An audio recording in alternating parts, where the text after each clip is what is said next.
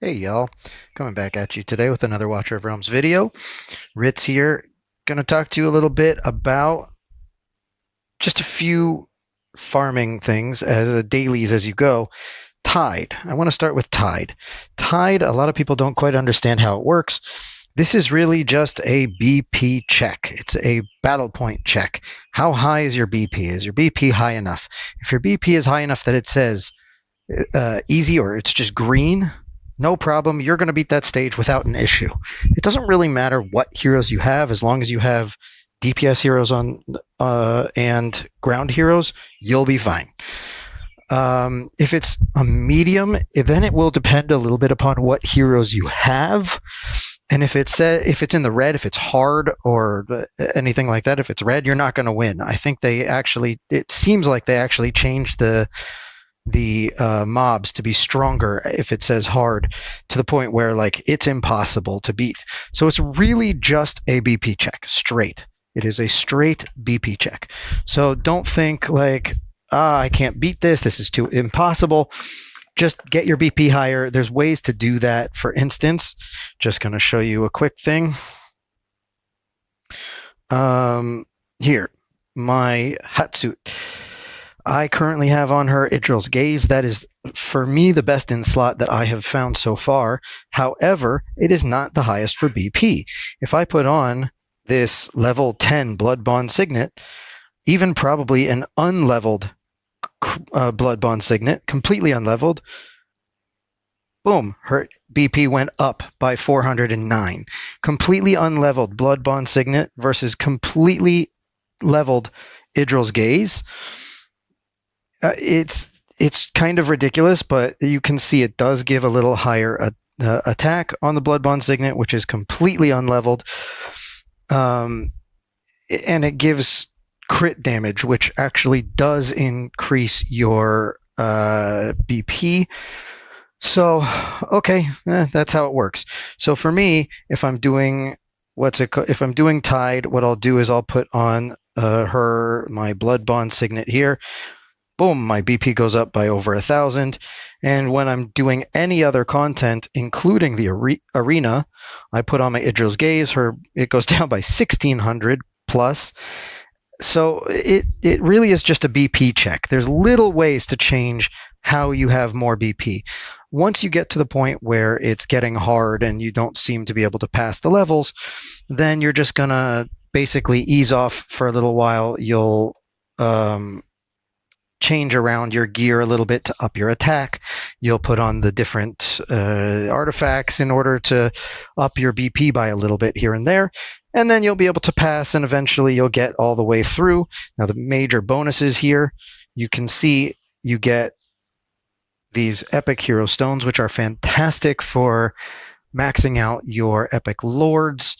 If you're getting Lunaria, if you're getting Pyros, if you're getting, I don't know, Isolde. They're great ways to up your heroes. And as you go, you get these Volca soul stones. And Volca, when she hits A3, A4, A5, is amazing. She's actually quite good. Now, obviously, to get to A5, you're going to have to get to level 160, but that's really hard. If you get to A3, that's really good. You're doing great. And this is not a beginner thing to get her all the way up there. Getting A1 Volca is actually going to play into a lot of your gear raids. I actually use Volca in my Gear Raid 1 strat. You can see she's there on my roster. In my Gear Raid 2, she's required. You can see she's not there for some reason right now, but she is in my roster. If I played a run, she's there in my roster. Gear Raid 3, there are a lot of people who use her. I think I did put her in. You can see she's there. She's actually fantastic. You can put her up front just to like absorb damage if you want to. But if you're using the Laurel strat, she's basically required. She goes everywhere. Her A1 is going to be super useful because, let's just open that up, all allies redeployment time minus 25%. So you go from 60 seconds to 45 seconds. That makes a massive difference. Speaking of gear raids, let's just jump over there for a minute. Gear raids are where you're going to farm your sets, just focusing on 1, 2, and 3. Gear raid 1 is going to give you your left side sets. That's going to be big for farming for any character. Any character at all, you're going to need Gear raid 1. This is basically a mage check. For the most part, you're going to use mages. If you look at the map info, here we go. You can see that these guys, for the most part, you're going to have equal defense and magic resistance. Here you got a little bit more defense than magic resistance, but for the most part, the mages are going to do better. You're really getting an AoE check on everyone here in Gear raid 1. Gear raid 2 is, at first, it's going to be kind of a little bit of a check for your, at least earlier on, it's going to be a check for your just DPS heroes and tanks.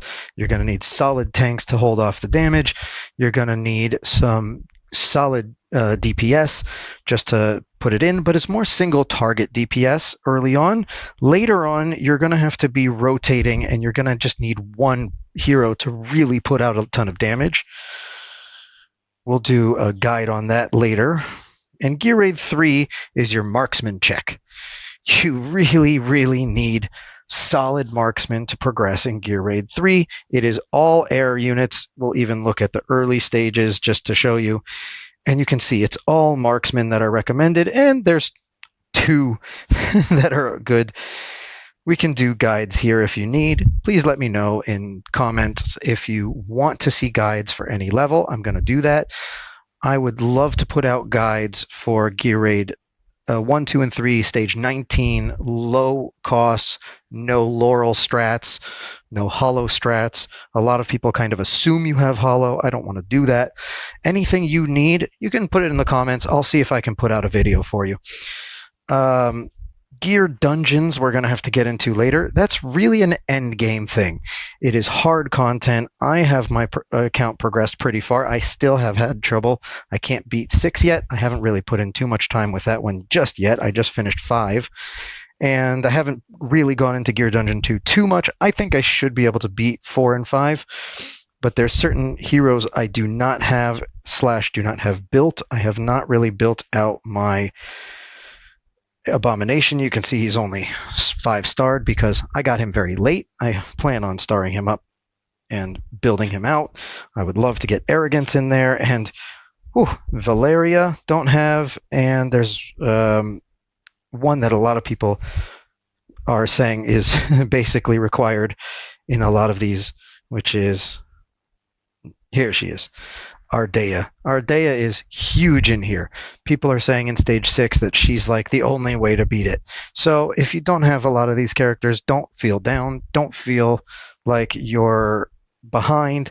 This is an end game content. End game content. We're talking, there are people who are at the end game who are still struggling. So don't worry about those. When it comes to promotion raids, it's really whatever works. It's a little more obvious. The marksman promotion raid is going to be for your marksmen. You're going to use them to beat it. The mages, you have to use mages. The endurance raid, you're going to use, you're going to have good tanks and healers, as well as pretty much whatever DPS you want. And then the fighters, eventually all you're going to be able to use is fighters. You're not going to have any platform units at the end, but it's not so bad. It's really just a fighter check in the end. So you don't want to focus too much on any given type of hero. There's a tendency to fall in love with a particular type of hero. In the beginning, I fell in love with the mages. I thought the mages were amazing, so I started building mages, and then I realized, oh wait, the marksmen are awesome in this game. And I built out Idril. I'm really happy I did because I still use her everywhere. She's the MVP in Gear raid 3. But I built out my marksman, and then I realized I really need my defenders to be built up. I really need my AoE to be built up. So I had to build up my AoE mages a little bit more, and I needed to build up my defenders and my healers. So it took a little time to balance it out. But if you can keep it a little bit balanced as you grow, it's helpful, it's useful. Basically, you want to not focus too much on any given type of hero. Just go with a general approach. You want AoE, you want single target, you want 2 defenders to be built up as much as you can. When it comes to defenders, there's defenders that you will generally get early on, such as Baron. Baron is amazing. Build him when you get him. Oleg, build him when you get him. You got 2 fantastic defenders there. Livian is great for beginning and mid game. People still use her later on. She's really, really good for that. But if you happen to pull Brokir, he is probably the best tank in the game. For many, many people would agree with that. He can soak up damage like no other. He has an unkillable. He has shields. Fantastic tank if you're lucky enough to pull him. I just pulled Torador this morning. I was very excited for that, and we'll see when I build him how it all goes, how he is as a tank, how he is as DPS. I haven't really tried it yet, but we'll see. He is a lord that I am very excited to have gotten. All right, that's what I have for you today. Everyone should have a fantastic day and a fantastic week.